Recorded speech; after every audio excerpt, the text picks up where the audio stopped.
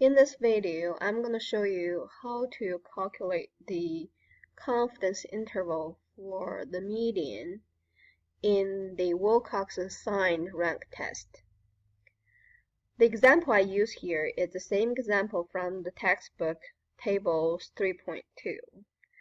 There are 12 participants, and each of them reported the percentages of successful intervention of bullying behaviors before and after the implementation of a program.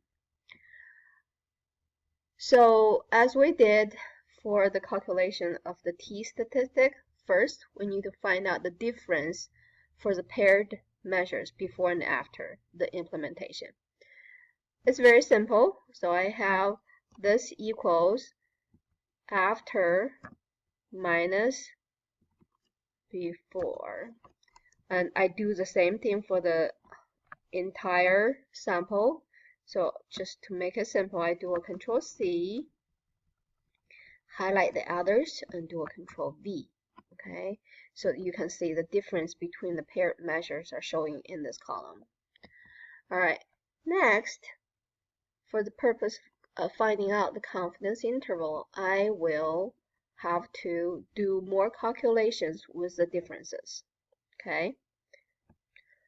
Remember that we need to leave out those observations that had no difference between and after. But what I'm going to do is I'm going to copy the pairs or the observations that do have real different non-zero differences. When I paste, I want to make sure I paste their values. Okay, I paste their values. All right.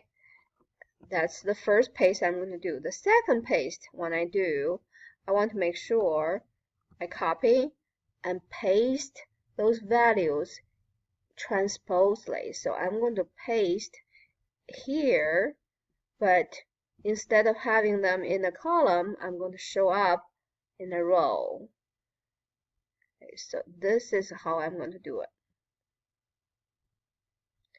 Okay, the reason I have to have the difference values pasted in a column as well as in a row is because I have to find out the average of all the possible pairs. So for example here, the -3 and -3, I need to find out what's the average value of this pair. Actually, it's a value with itself. So I'm going to add the two together and divide by 2. So next, I'm going to do the same thing for the next pair, which is -3 plus 12 divided by 2. Alright, I'm going to repeat the same process for the remaining pairs, but to make it simple, I want to do a copy and paste. Be careful when you do the copy and paste because you're going to paste the formula into different columns, and you always want to use a value in column F. So what you need to do is to make sure you fix the column by put a $sign in front of that. Okay, so you're saying whenever I'm going to copy and paste to other columns, you always use a value from F. Okay, so I'm going to do Control C and Control V. Alright, just to double check, just randomly select a value. We have 23. If we plus -3, that is 20 divided by 2. That gives us 10. So we're good so far. Okay, I'm going to do the same thing for the next row.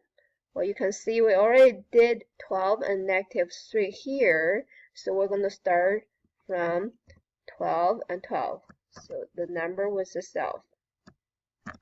We do this and we divide by 2.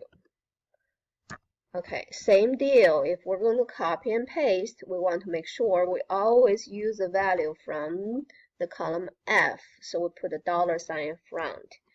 Okay, Control C and Control V.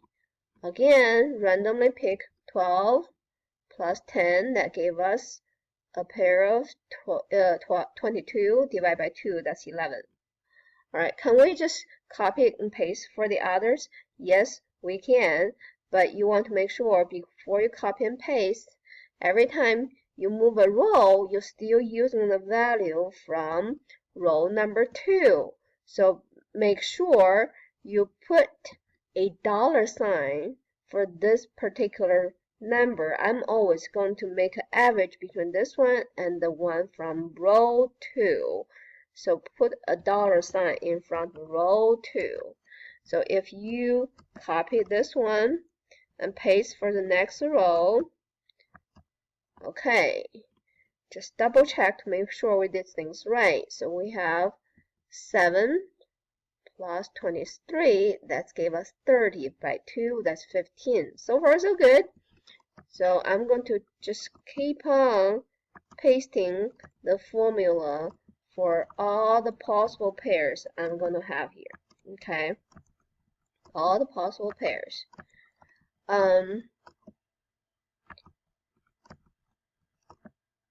You can see even though we have a small data set, we have many possible pairs. After I figure out the average of the a pair of difference, a pair of another differences, then what I need to do? Remember, all we're doing is to figure out the confidence interval. What do we do next? We want to copy and paste the values we got here and sort them out and rank them. So I'm going to copy and just make sure we have enough room to view it. I'm going to paste the values. Paste the values. If you right click, you paste the values. I have to copy the second column. Again, come to the cell, right click, paste the values. And the second, third, no, that's the third column. I'm going to come to the cell, right click, paste values. I'm going to repeat this for the remaining columns. So I have all the numbers in one column, that's easier for me to sort. Hopefully this can demonstrate to you. See, wrong, so I forgot to paste the values. I need to paste the values and Control C, paste the values. This takes a lot of time, but it's easier than you do this by hand. And I have to do this in Excel, but make sure you understand the steps we've taken in order to get to the confidence interval. Okay, we're almost there. So I'm going to do this, paste the values, and Control C, paste the values. And the last one, if I remember correctly, it's -3. I'm going to put it here. Now we have all the average pairs in this column. Okay, remember we need to sort it. And since we have spaces all around, I can just simply go here and sort from smallest to largest. Alright. Now, give them rank is easy. I just gave the lowest number 1. The next one, since it's 2, I know it's 1 plus whatever you have up there. So this is easier for me to give them ranks. Okay.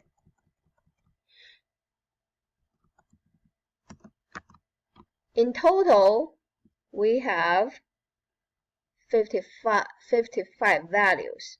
So what's the median? What's the median of those 55 values? That's the number 28. That's the one value right in the middle. That's the median. Okay, that's the median we're looking for. Okay, so what's the confidence interval for this median? In order to find out the confidence interval for this median, we need to use table B.3 in the textbook. So to use that table, first we need to be sure that in this data set, we have 10 observations that resulted in non-zero differences. So that's the 10 observations with non-zero differences. And also, we have a alpha equals 0.05 that is for two-tailed test. With those two numbers, we can find out from the table that t equals 8. Interestingly, we cannot use t equals 8. We need to use t plus 1. So that gives us 9. How do we use that 9? We start from the very top of the list, goes down to the 9th number. Okay, this is the lower bound of the confidence interval. Then we go to the very bottom of the list and go up to the 9th number. This will be the upper bound of our confidence interval. So here we are. We have a median that is 4.5, and the 95% confidence interval for this median is from 0.05 to 12. 0.05 to 12. That's it.